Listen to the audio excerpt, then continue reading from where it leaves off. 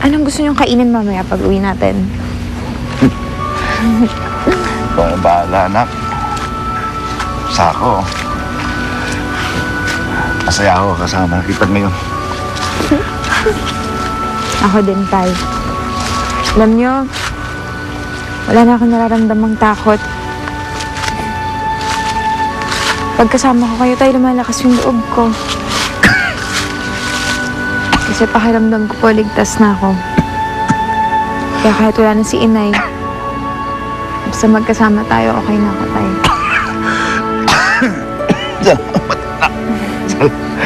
O basta, pag uwi natin mamaya, lulutuin ko lahat ng paborito nyo.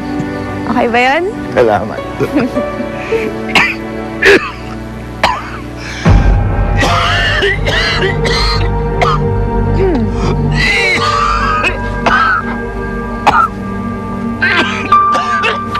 Tay! Tay! Tulong! Tulungan niyo kami!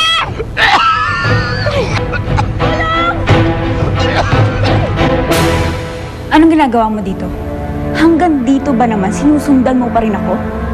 Tinawagan ako ng mama mo. Pinapahanap ka niya sa akin. Pero hindi mo pa sinasagot ang tanong.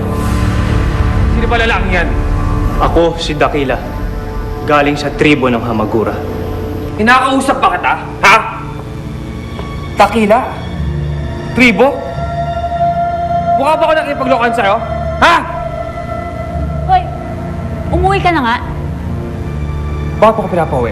Para ano? Para makapag-solo kayo ng lalaking yan? Ha? Niloloko mo lang ba ako?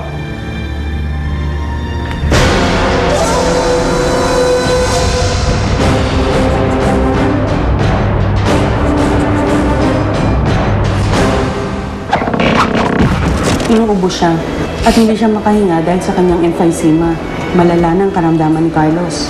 Kung nagawa ni Aginaya na isalin ang buhay ko sa isang puno at nabuhay pagkatapos ng mahabang panahon, maaaring nabubuhay pa si Aginaya. Wala na lang po akong ibang alam na malapitan.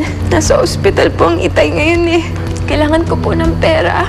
Sige, pagbibigyan kita kung hahalikan mo mga pako. Gagawin ko lahat ng aking makakaya para mahanap kita, Aginaya.